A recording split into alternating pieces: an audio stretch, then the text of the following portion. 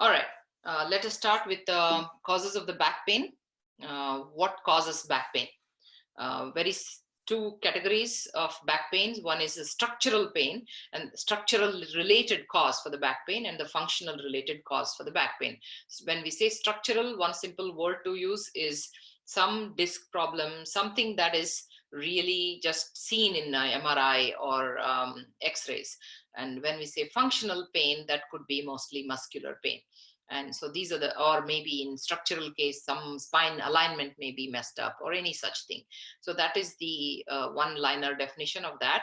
And general causes of back pain would be, we all have moved from being four-legged animal to two-legged animal, and that puts a lot of pressure and load on the spine, and the spine has to take all of that, and that is the main cause for back pain, and especially the lower back pain, because that is the most stressed organ there, and that is one of the main reasons. And other reasons for that is aging. Generally with age, we all tend to develop back pain, and that could be, we'll see what, not here, but later we'll be able to understand what is that. Is aging really just a helpless situation? What is it? We'll figure that out when we actually meet in a workshop situation. But at this point, I'm just breezing through these slides so that we can understand in general and move on mostly to yoga.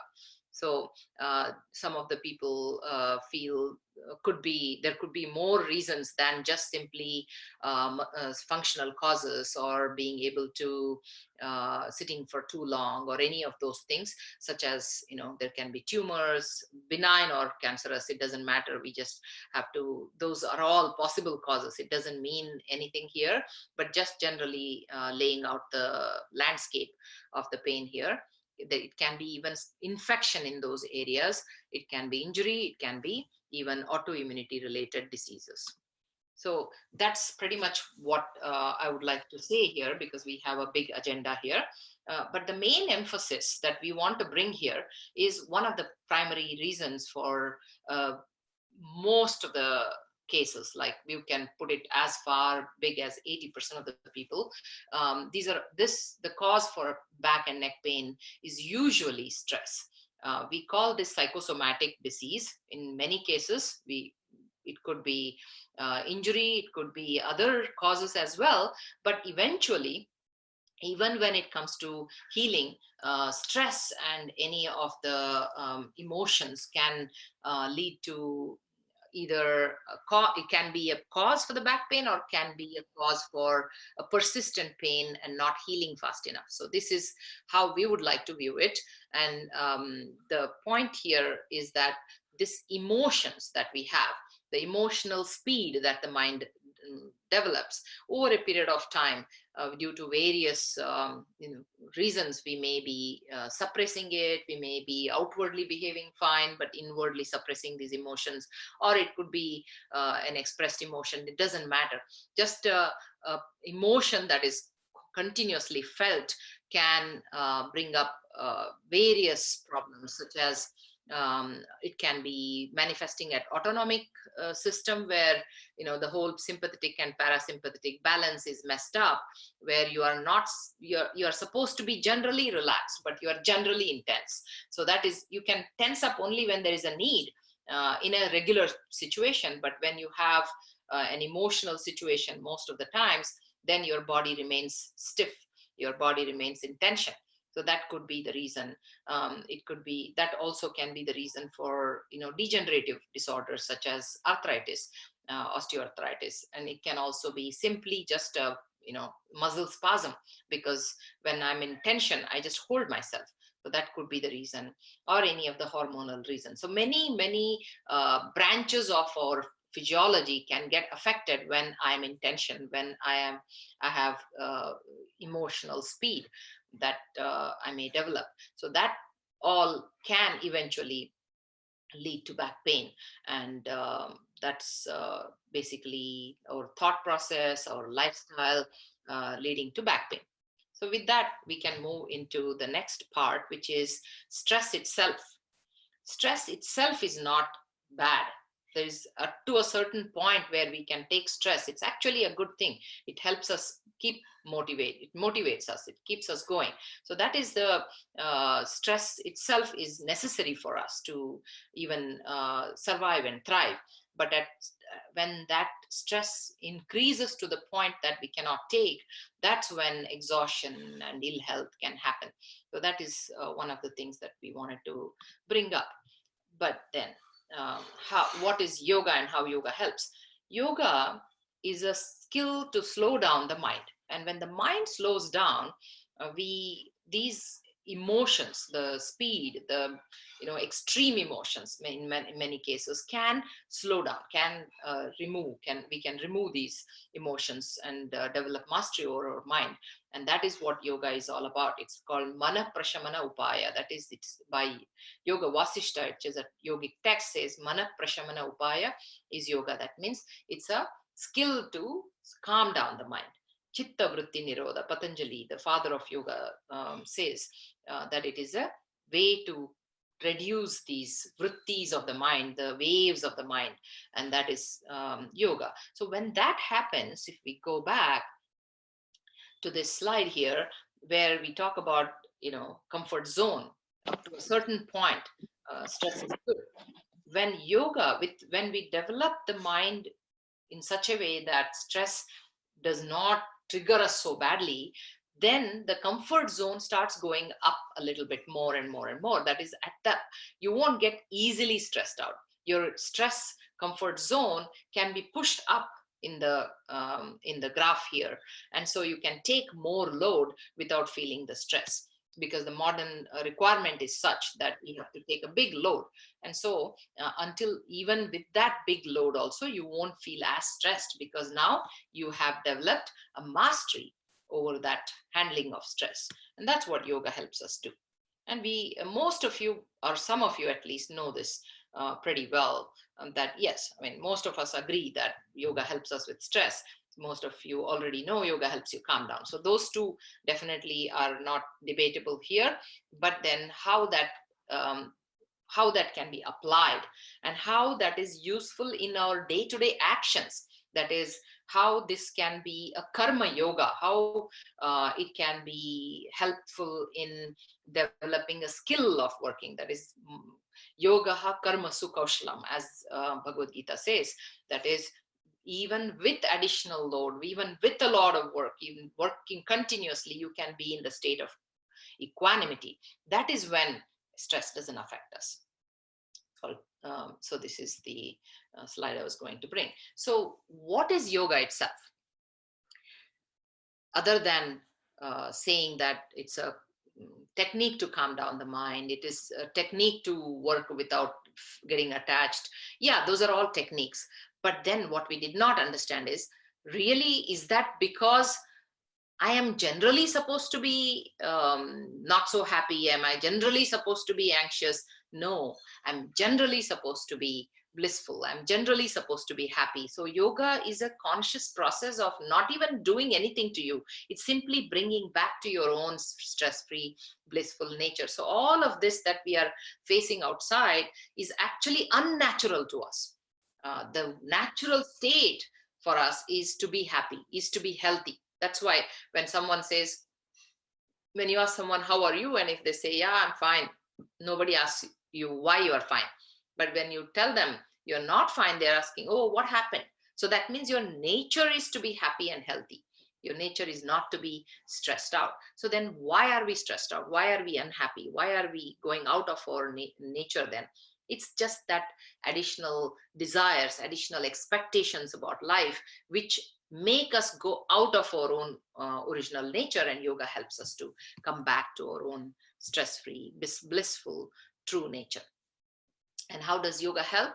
Yoga, integrated approach of yoga, can be applied at all levels, at physical level, at pranic level, where you apply breath work, at the mind level, and more than all these things, it also helps us to completely come out of all of these tensions that we have, all of this state of helplessness that we feel.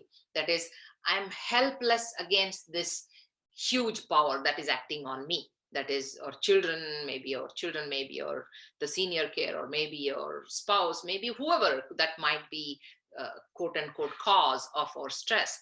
Basically, it's yoga says that it's nobody can be the cause of your unhappiness but you.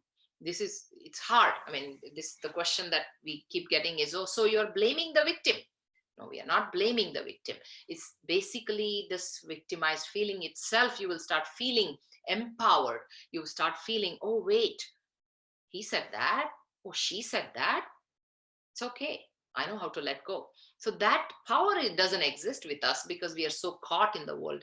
Yoga helps us to step back a little bit and then have that gap between stress, the action and the reaction, and that gap is what gives you the wisdom to react, to actually respond more than react. So this whole approach of holistic where practices, where at physical level, of course, when you have a back pain, you're not going to be having the neither the space nor the time nor the energy to sit down and analyze those problems. You are suffering. So the point here is, with these asanas, we start from outside and go inward, right? So when you have asanas to help you, you work with your asanas, and not just as doing asanas, but also working with the breath. That is the hardest part.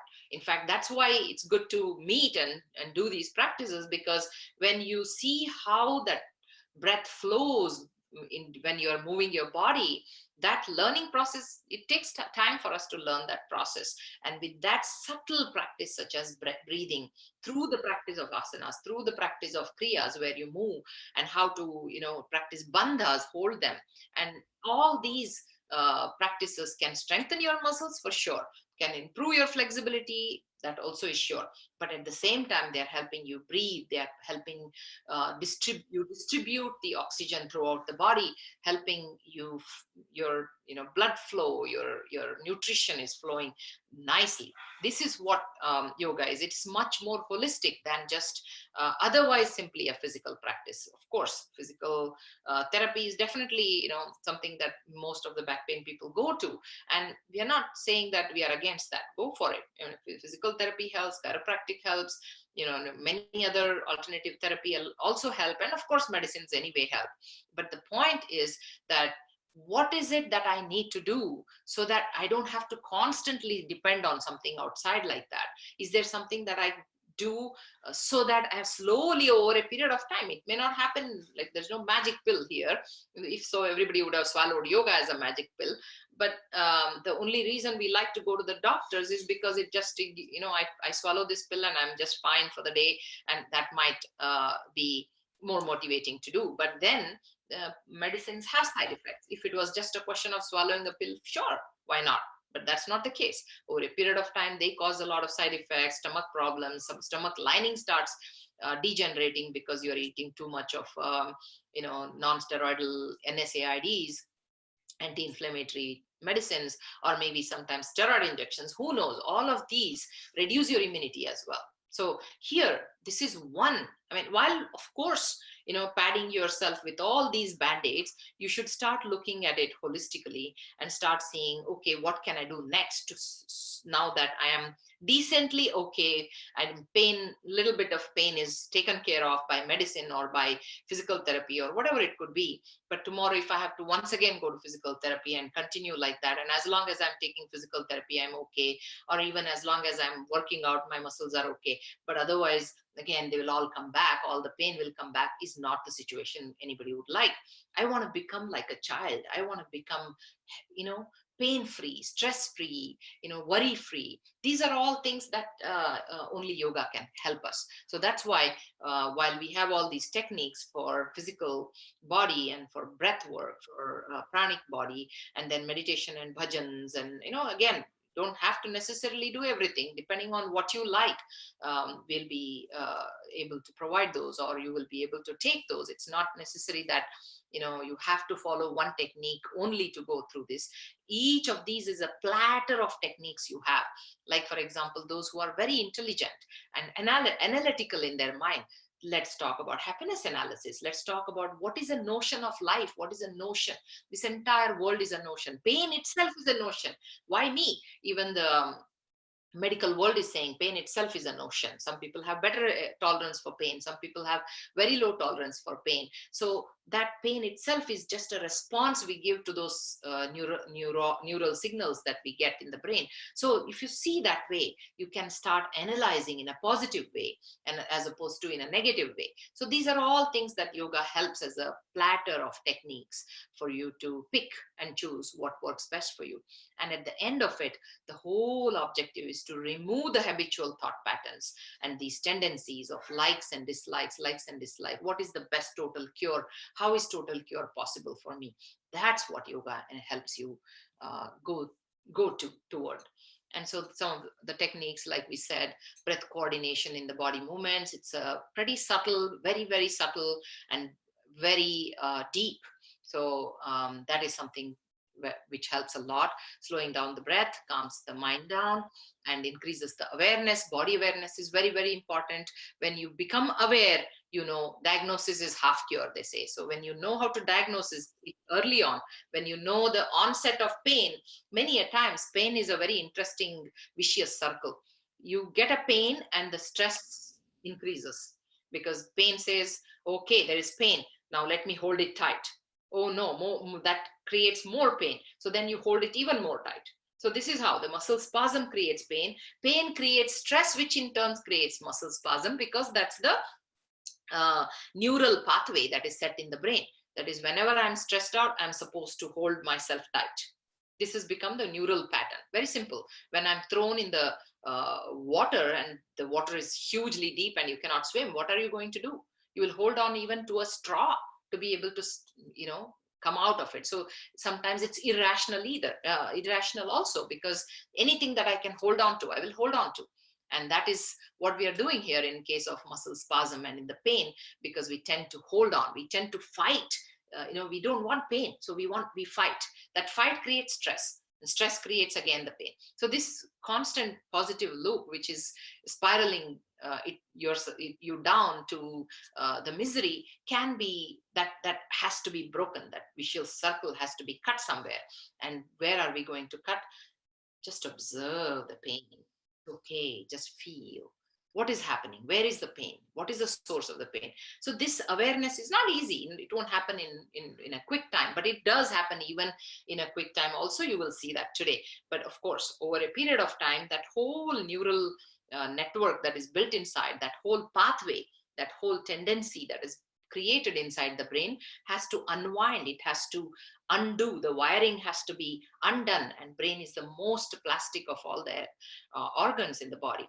And that can easily be, undone, and you will start feeling that you have a better handle over this pain. So these are the techniques that yoga provides. So we help with muscle relaxation. We help with slowing down of basal metabolic rate.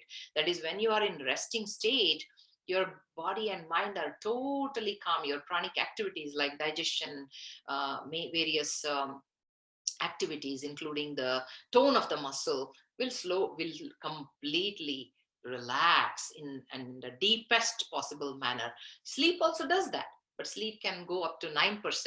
And we find that cyclic meditation can take us down to almost 27%. And of course, that range is based on your own practice also. With practice, you can let go more and more, so you'll be able to relax deeper and deeper, and improve digestion, of course, and proper cell oxygenation. So some of the techniques we offer are breath awareness practices, meditation, simple meditation, such as chanting of Om 27 times, to chanting of Om up to 108 times. And that day you will see that your energy levels go up so much. So these are some of the techniques we use. Deep relaxation with awareness in Shavasana, we'll see that today. Chanting of Om and other simple sounds or mantras, listening to the soothing music, and to calm down, of course, both verbal mind as well as visual mind. Verbal mind is the chatter that we have in the mind, and visual mind is thinking in terms of images, which the mind does constantly, helplessly. And with bringing some object in the mind continuously. If you pick, say, a flame, or if you pick a deity like Ganesha, or your own favorite deity, or bringing some image that is that gives you that sense of reverence, and if you go on doing pick on only one object all the time is always a good idea, because now the brain itself, as soon as you want to calm down and you sit in Padmasana or any asana, and you just bring your awareness to the forehead or wherever, heart, you will start feeling that the object is going to come and sit in that part where you visualize, and that is such a relaxing feeling.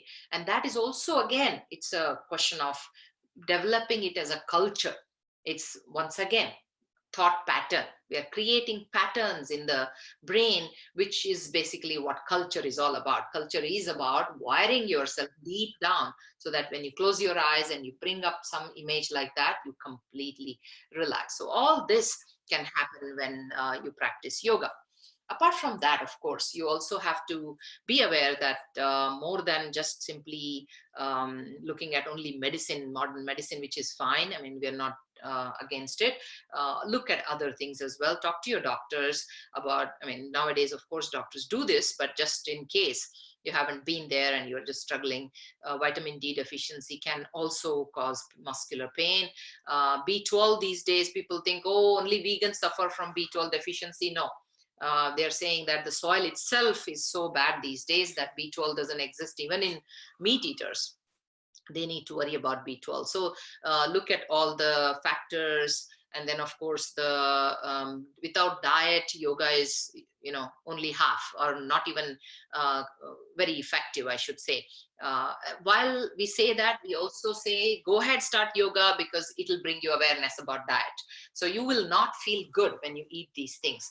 They say white poison, right? Sugar, gluten, and dairy. These are the things that you want to reduce as much as you can. And, look at how best to eat as much vegetarian, as much vegan as possible. Again, we are not here to talk about being any, this is not about any religiously vegan or religiously anything. Just observe these three things and reduce that. And of course, red meat also. Sattvic diet, basically, it's that which you can eat and not feel full, or not feel, lethargic after that and all. That is the sattvic food, which makes you feel as if you have not eaten, but you are not hungry. So that is the kind of food you want to consider eating, because that is inflammatory agents in the body. These sugar, gluten, dairy, and lots of red meat and whatnot, it takes, to digest that, the whole body has to spend enormous energy.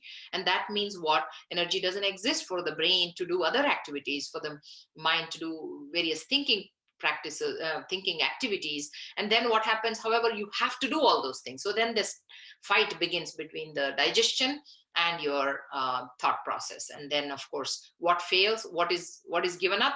This digestion is given up, because the sympathetic response always says, no, digestion can wait.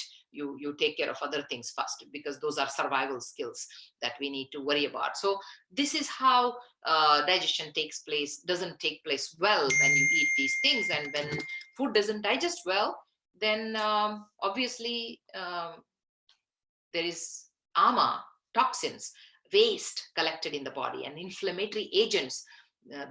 Its food itself becomes poison now, and bacteria develop, and various things can happen there. So this is how pain can be due to many such things. Sleep is the most important aspect of lifestyle, more than anything else, because nowadays sleep is one thing that people just give up.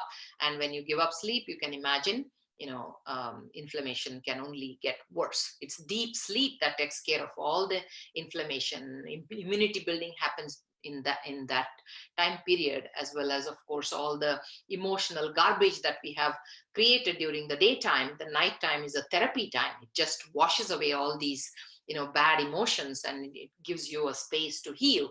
And when you gave up sleep, you gave up healing. So yoga will help you, no doubt about that. But when you sleep and also practice yoga, then you're going further. And when you can slowly reduce sleep, I mean, you don't need to reduce sleep. Sleep itself, the need for sleep itself will come down as you practice yoga. But until that point, you cannot say that I'm going to sleep less and I'll be fine. That's not true. Okay, so sleep is equally important. And then exercise and mindfulness. These are two important aspects which yoga both works holistically on both parts. But at the same time, if you can take a walk or go to the gym and things like that, it's definitely complementary to yoga. And with that, we'll just move on to yoga practice and general yoga instructions. Practice slowly with no jerks, and the movement, have the movement to be smooth and effortless, and practice with normal breathing throughout the practice. And perfection is not the goal. This whole modern world is filled with going up to the perfection. By the way, perfection is not even a point, it's an infinite. Perfection level is infinite. So what is then most important? It is being effortless. That effortlessness itself is perfection. So take effortlessness of practice as the perfection. And if you're able to stay in a pose or move or whatever you are doing with complete effortlessness and being aware of anything that is happening, anything pleasurable, pleasurable pain is fine. But if it is going to be, bending like that and feeling miserable there, then you may want to come down a little bit. And if you feel okay here, fine. If that is also not okay, then you may want to slowly, or you can just simply bend the elbow and stay there. If this is too much for you to lift the arm completely and you want to just slowly just bend a little bit and stay, however you stay. Although instructions will be given to you to raise your arm up or whatever it is, but you just do what is best for you, what is most easiest for you. And let's say we want to move the neck fully to the right, to the left. If you can only do that much and beyond that it hurts, don't worry. You're not going, nothing wrong. As long as you are observing what is happening. The goal of yoga is not how much you move, how much you bend, how much you twist. The goal of yoga is what you feel inside. Are you feeling? Are you watching? Rather, it is not even feeling, it is watching the feeling. That is what makes yoga. And these movements and all are secondary.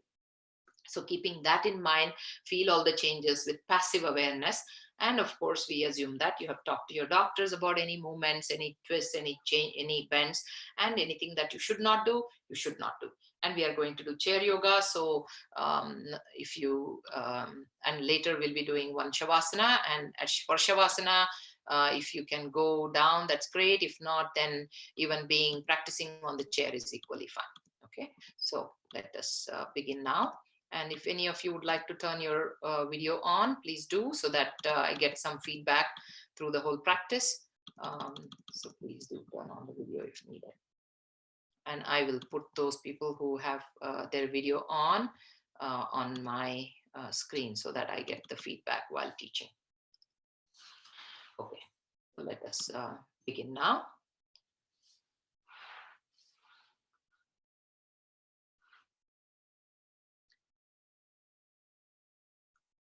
Sit on the chair with back straight. Today we are going to also learn about sitting. When you sit down on the chair, pick a chair that's not like bending forward or backward, just without the armrest is the best.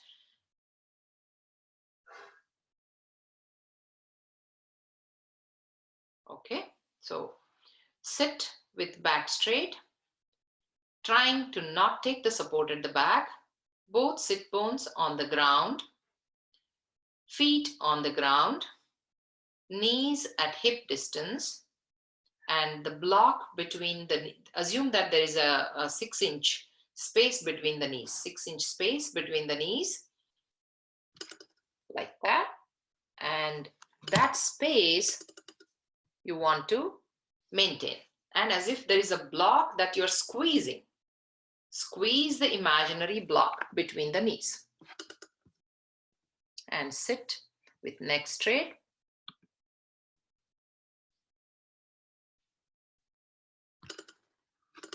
So back straight, neck straight.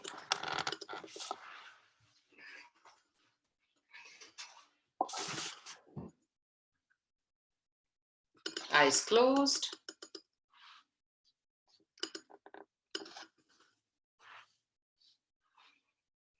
Chin parallel to the ground. Neck relaxed.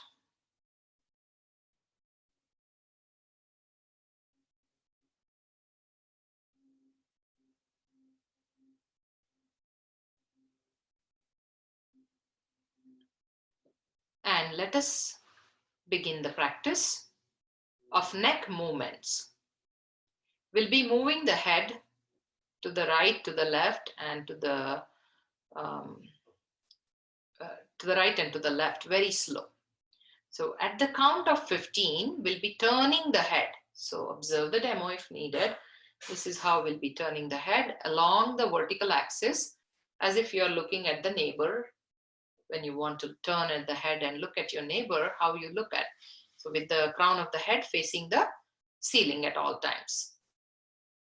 So now let us begin the normal breathing. Start turning the head to the right.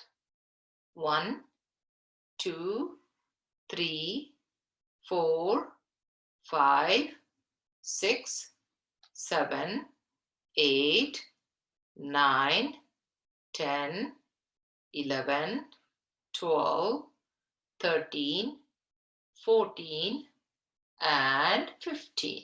Stay there to the right. Observe the stretch.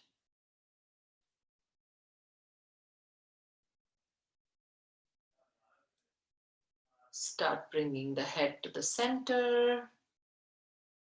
1, 2, 3, 4, 5, 6, 7, 8, 9, 10, 11, 12, 13, 14, 15. Your head is in the center. Sorry, we can't see you. I'm seeing myself. Don't worry, just follow. Your head is in the center. And now start turning the head to the left. Simply sitting on the chair, you're just turning the head to the side. 1, 2, 3, 4, 5, 6, 7, 8, 9, 10, 11, 12, 13, 14, and 15. Your head is now turned completely to the left or wherever it can be comfortable. Observe the stretch. Start bringing the head back, slow and steady. 1, 2, 3, 4, 5, 6, 7, 8, 9, 10, 11, 12, 13, 14, and 15. You're now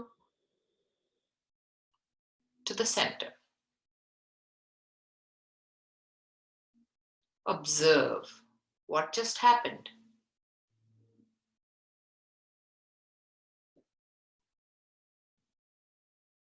And now, with the next round, we are going to turn the head without counts. So count yourself and slowly start turning the head, or you don't need to even count. Start turning the head to the right, inch by inch, degree by degree. Slowly start turning the head to the right. Very slow. Observing which muscles of the neck are involved.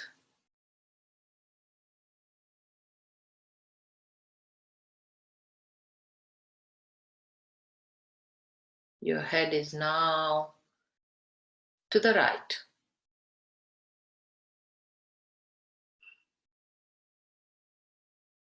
And now slowly at your own pace, start turning the head back Slow and steady. Slow and steady. Bring your head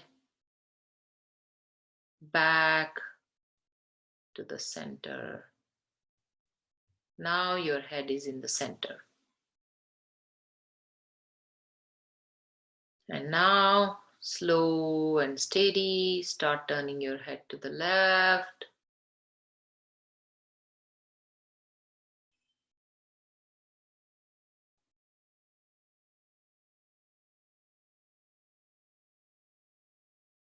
Slow and steady. Observe, meditate, breathe as you turn. Sakshi Bhav, observing, witnessing your body. All the way to the left. And then start coming back, eyes closed throughout the practice.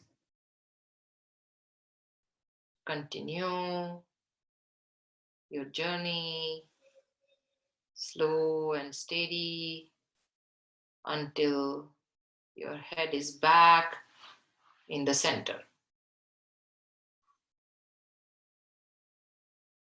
Now close your eyes. Observe the neck muscles. Observe your mind.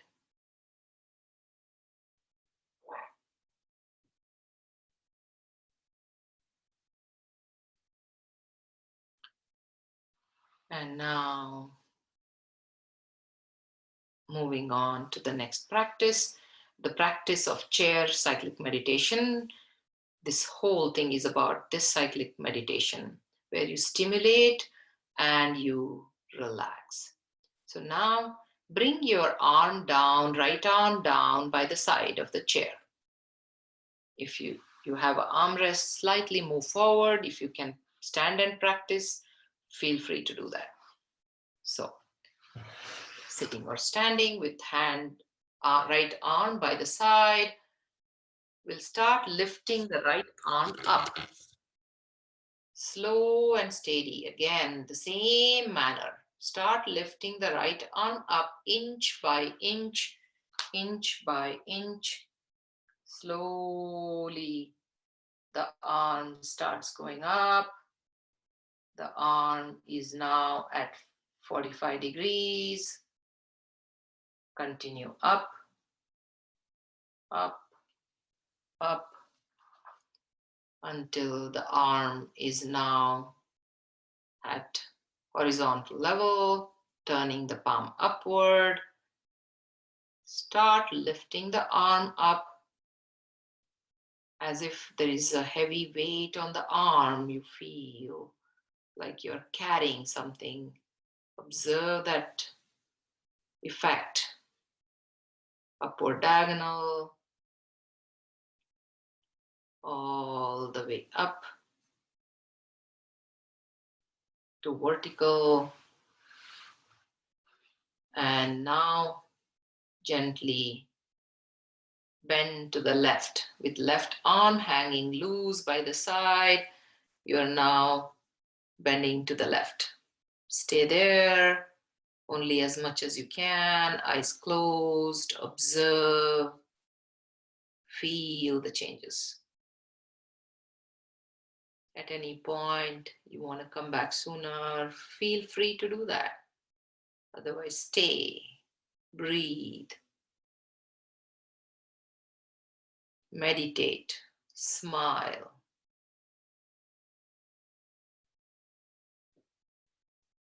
And now slowly come back to the center and start lowering the arm down. Again, slow and steady. Lower the arm down, inching down. Upward diagonal.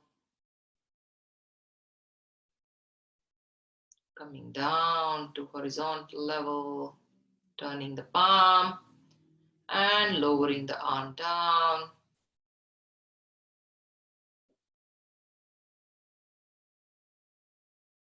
Lower diagonal and down to the normal position. Relax. Observe the right arm. Stimulation followed by relaxation. Observe the right. Compare it with the left.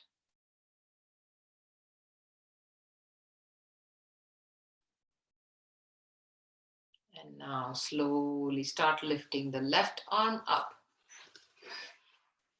Keeping the right arm down, lift the left arm up, slow and steady. Slow and steady. Lower diagonal. Normal breathing. Sakshi Bhav, observing your arm as it goes up, up and up until the arm is now at horizontal level, like the hand of the clock. Turn the palm upward. And now keep lifting the arm up.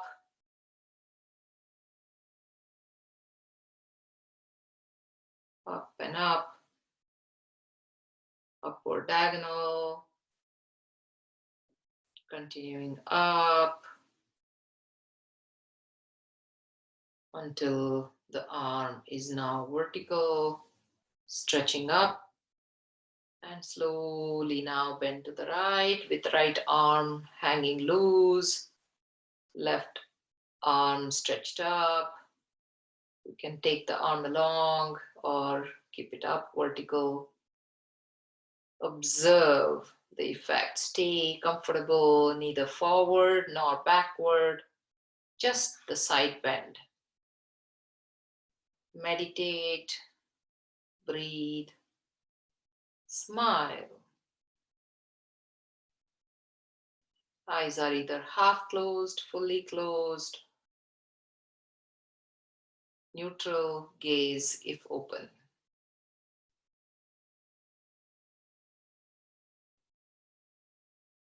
Gently come back to the center and slow and steady. Start lowering the arm.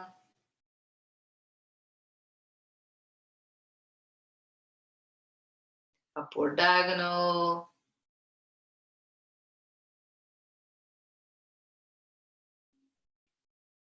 Horizontal when you need to come down. Turn the palm at horizontal level. Slowly lower the arm down. And the arm comes down slowly.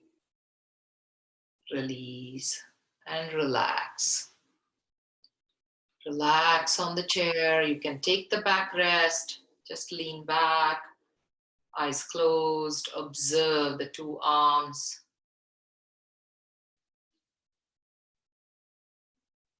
Compare the left with the right.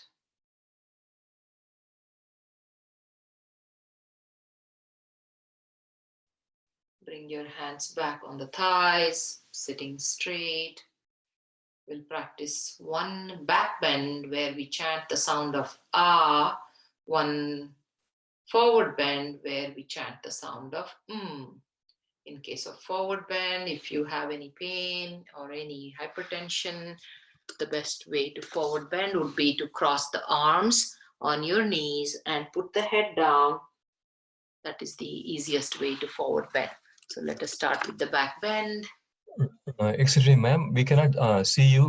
We can only see the slide though. We cannot see your video. I don't know why, but let me just stop the screen and then hopefully you can see. Can you see me now? Yes, thank you. Yeah, okay. Because I was visible to myself. Okay, now let us continue. Sitting on the chair. Now take the hand at the back with palms facing down on your chair or standing. And open the chest wide, elbows close to each other, back straight. And now lengthen the spine, contract the glutes, contract the abdomen, lengthen the spine, and bend back, keeping the neck neutral. Even if you take your head back, not too much. This will strengthen your glutes. Even sitting on the chairs, it can be quite powerful if you did it right, not overly bending back. And now we'll chant Ah sound. Inhale.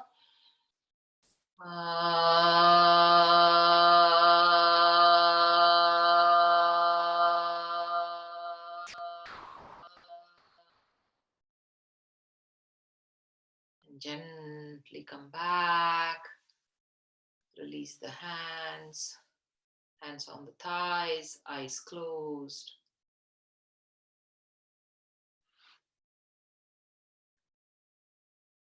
Continue to sit with the sit bones on the ground. Knees, hip distance, imaginary block between the knees. Squeeze. And observe, even just by sitting like this, how wonderfully engaged yet relaxed. Asana is Thiram Sukham. You are in comfort, but you are not slouching anywhere. You are engaging such that you're stable.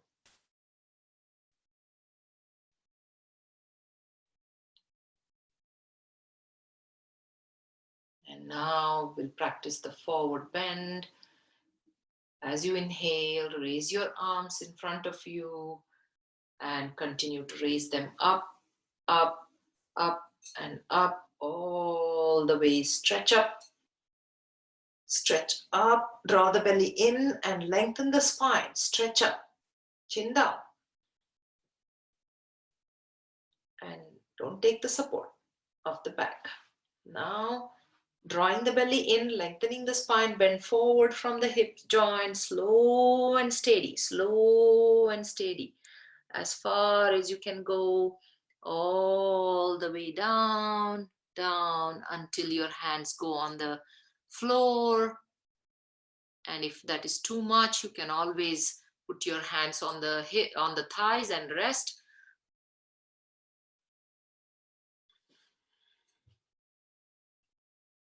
Stay there, relaxed.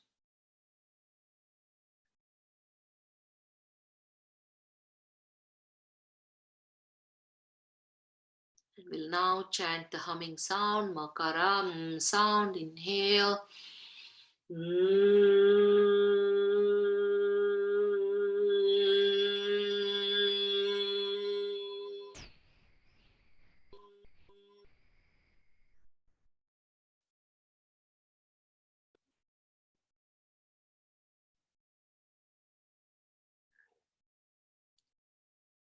And gently coming back equally slowly with the arms stretching up, up. Draw the belly in, lengthen the spine, stretch up. And slowly bring your arms down by the side. Slowly bring your arms down. And release, bring your hands back on the thighs. Observe the effect.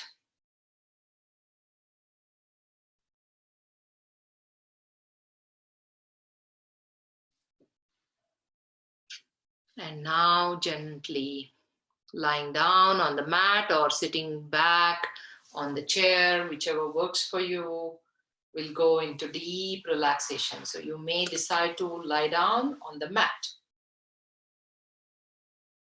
or sit back, eyes closed.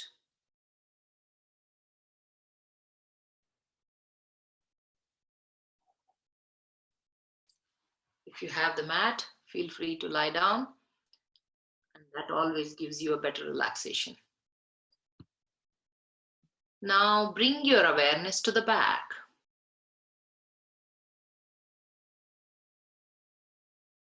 If there is a pain, if there is discomfort, it's okay, observe.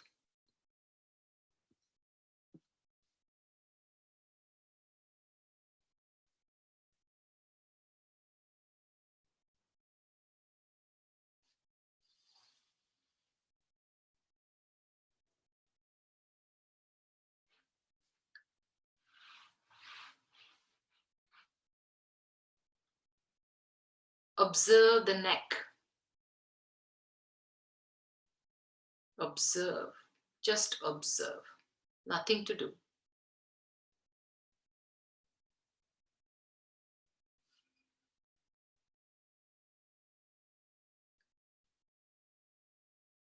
Now observe the right thumb of the hand. Right thumb.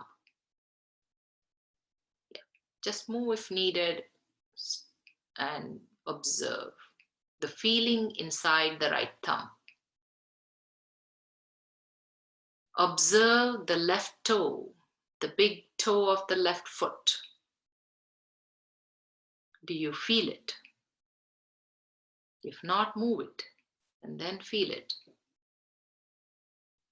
Observe the left eye with eyes closed. Do you feel it? And this kind of feeling is what we ask you when we bring the awareness to various parts of the body. Relax your toes one by one by feeling it, not trying to, even if you move, a minimal movement, eyes closed and feel it. Observe the soles of the feet, ankle joints, calf muscles, knee joints. Observe your thighs. Squeeze your buttocks and release and relax.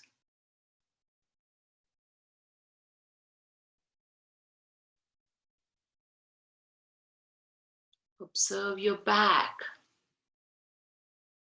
Let go and feel the changes.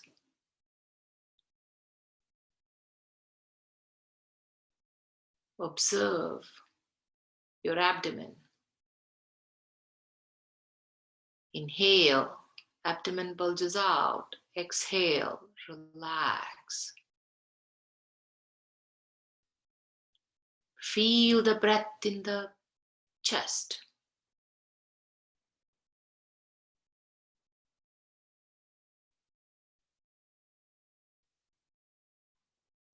Feel the two arms from the tip of the fingers to the palms, to the wrists, both the hands beautifully relaxed. Forearms, the upper arms, and whole of the arms.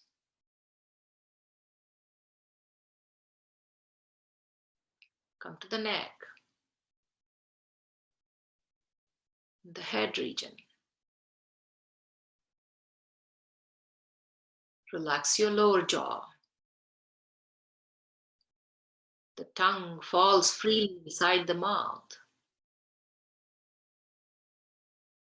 Relax the jaws. Smile. Collapse the eyeballs into the eye sockets. Relax your forehead with a smile again. Feel the breath in the nostrils.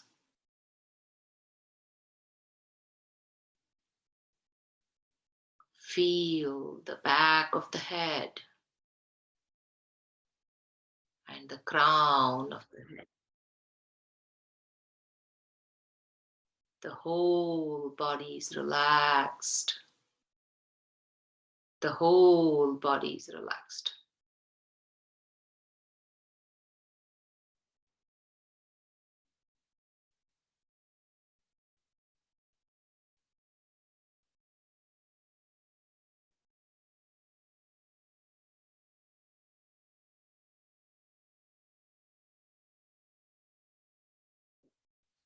We'll chant one Om. Inhale.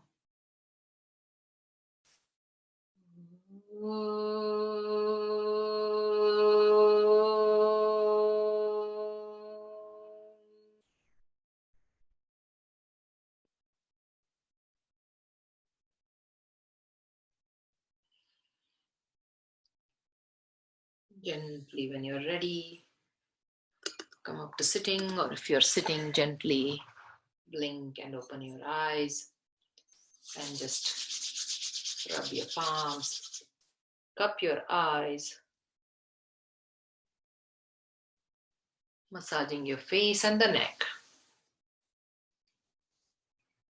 With hands in front of you, open your eyes with a few blinks. Thank you. Namaste. This is not even 1% of what we actually can give as an experience because unfortunately we are blinded here. We won't be able to see everything, and technology comes in the way and whatnot. So I just wanted to introduce our team. So just wanted to show you what all is going on, and that was the reason I had kept the slides on. Just to show you, here are our team here. We have our teachers have therapeutic background, and we have 40 plus teachers who have therapeutic background, and many senior teachers, about 100 plus of them are active in various parts of the Bay Area. We have 5 centers in the Bay Area. Yoga therapy is something that we do day in and day out. It's basically, as we said before, it's self-empowerment. You are in charge, basically. We help you help yourself. So we are not really here to, that is the difference between the physical therapy or massage therapy or any therapy versus yoga therapy, where here you are, it's called active therapy as opposed to passive, because you are actively involved in the therapy and we help you to let go. Basically, asana is about letting go, being there and letting go. You saw that today just now. So if you haven't taken any of our classes, that is, and if you already have and you know much more than what we did today. So the point here is we have a team in Cupertino, and these 3 were supposed to be teaching today, and I have their names, Sukhi, Kirtida, and Vanaja.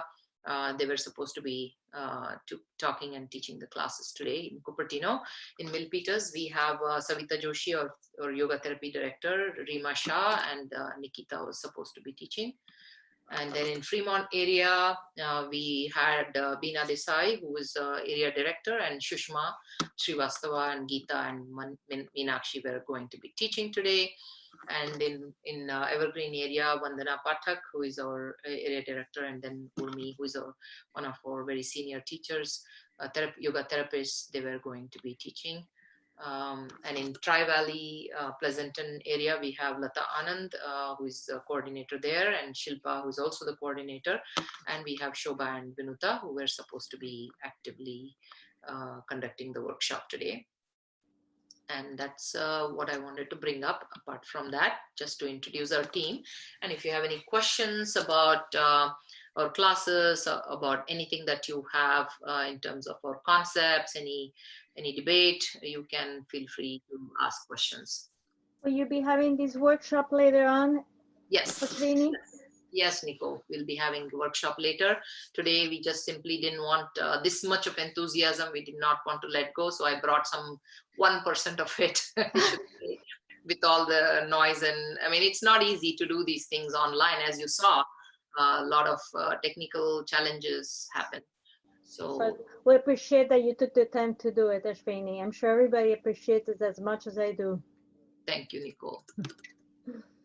So while doing the neck exercise, when you move to the right and center, what is the breathing associated with that? Yeah, breathing.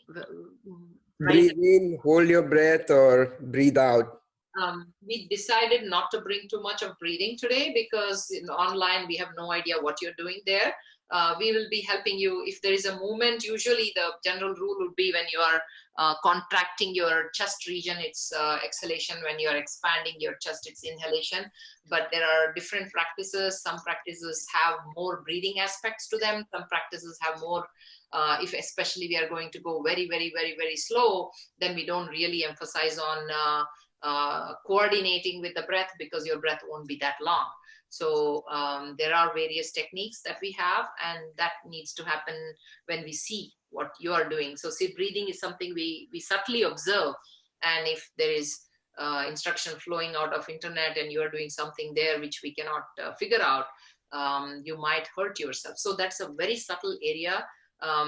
Breathing wrongly done is much, much worse than asana wrongly done. Because that's so subtle that its effects also are equally deep. So we have to observe how you're doing that. Okay, thank you. Yeah. Any other questions? You're talking. Who is that? We cannot hear you. Yeah, we can hear the hand, but we cannot hear you talk. Either you can unmute and talk, or you have to type. There will be somewhere unmute button. If I know who that is. Okay. Now can you hear me? Yes. So should we just do normal breathing? Normal breathing is good. Yeah. If we're not. Yeah. Normal breathing until you work with someone, understand, and somebody help you with the right form of breathing. We don't want you doing too much of breathing on your own. It's okay to watch a video and do some asanas. At the most, you will hurt your muscles. So we are okay with that. But what we are not okay is taking subtle practices on your own. Take any help from any senior, some teachers around is fine. But doing breathing, doing meditations, the subtler the practices are, the worse their side effects if you did it wrongly. That's the bottom line. Even meditation, it's seen as if you are simply sitting there and watching your breath. It has a lot of internal, if things are not done properly, if there are thought processes going on, you need a guide for these things. I have one simple question. I heard in your presentation that dairy is not very good, not very healthy. So I was wondering, what would be the best kind of vegetable milk you suggest? Like soy milk, they say is not very healthy for women. And so I was thinking, what do you think? Coconut milk, almond milk, which kind would you suggest would be the healthiest one? Yeah, we are not into diet per se, so we are not going to suggest diet rules as such. What I meant by dairy not being too good is, there is so much pollution into those milk products and cheese especially. If you don't consume some really good organic cheese or really good milk that is organic as well as well from a good farm, then even the humane farm I should say because there's a lot of like stress hormones poured into those cows, because cow goes through stress just like us when it is not well reared and well kept. So that stress hormone through the milk actually comes to us. We say that even for the children, like new moms, we say, if you are stressed out, your baby is going to get the bad milk, so don't get stressed out. So mothers should be kept happy. All these things we have heard in from childhood, and the mothers were given the best of foods and best of healthy stuff and kept happy and healthy so that child gets good milk. I mean, this applies to cows also, right? So that's all there is. And we just, if you want to consume, it should be at the minimal. If yogurt is good for you, yeah, but don't eat pizza after pizza, right? That's kind of what I meant. Right, great. Thank you so much, Ashwini. Yeah, and milk-wise, I mean, I'm vegan, so I don't drink one kind of milk. And first of all, I don't drink milk. I have some small amount of milk in my tea. So milk is a very funny idea. Why everybody should be drinking milk is my question actually. But I do my own almond milk. I soak my own almonds and eat. I soak my own nuts and eat. We put lots of coconut in our vegetables. So I don't see the need to drink coconut milk. We eat coconuts. So I don't know why you should drink coconut. You should make the puree out of that and drink. I don't know what that is. Yeah, I think it's to make money, and I know it's very expensive, but it tastes good. Yeah. And I soak my nuts, so I buy organic from the farm especially. So yeah, I mean you can do these things, but that's not our arena here, and we are not dietitians, so we cannot get into that. Yes, of course, of course. Yeah, I try to lean towards fish and chicken more than anything else, and try to always get organic Good enough. without the pollution, because there's a lot of pollution everywhere. Yeah. Well, I appreciate have your one question. webinar was great. Yeah. Okay, I have one question. So, how many sessions are there for each course, or if we do come to your center, like how many sessions does it take usually? Yeah. We usually the one solid protocol we have figured out that helps people immensely is a minimum of 2 classes for 3 months to see a good effect. That's why we have our rates are actually optimized for that, because we know that that will make a difference in their health and their feeling. Because people who want to buy 10 class package, we don't like that method, because they will go somewhere after 2 weeks, they'll come for 1 class. I mean, it's okay. I mean, it's better than nothing. But the most healthiest, or the rather optimal package that we have seen people taking and liking and feeling the difference is 2 classes per week for 3 months. Okay, thank you so much. That's also most discounted package that we have for that same reason. 5 classes is even better. Yeah. Another option is also we were planning to launch some back pain classes. We have held on starting anything new because of all this coronavirus business. But however, we have classes happening everywhere, including Pleasanton area, where we have new classes, but actually in the same locations where classes were happening. And I would say that please take the classes now. You bring your own mat and you lay your mat and you do your practice and go back. You will not be affected by corona for the most part, because there is no reason for you to interact with. I mean, if you went in somebody's space and hugged them or anything like that. So we have suspended the children's and the seniors classes, but we have not suspended the adults classes, because you just bring your mat, put it, do your practices and go home. Should be okay. I mean, if you feel okay, that is. Oh, I do have a question then. Did you say you canceled the senior classes on Tuesdays and Thursdays? Yeah, we have suspended them. We have not canceled them. Oh, I didn't realize that. I'm glad that you mentioned that. The email. Yeah, we will send out the email. Great. So, but Monday, Wednesday, and Fridays, they're still on, right? Yeah, and we might even do online classes. We'll be letting you know all the details. Great. Perfect. Thank you. Sure. Okay. Anybody else? And Savita, we want our team to just, nobody is on, video is on, so I don't know what to say. Thank you very much. Come on. Thank you. Thank you. Thank you so much. Thank you. Bye.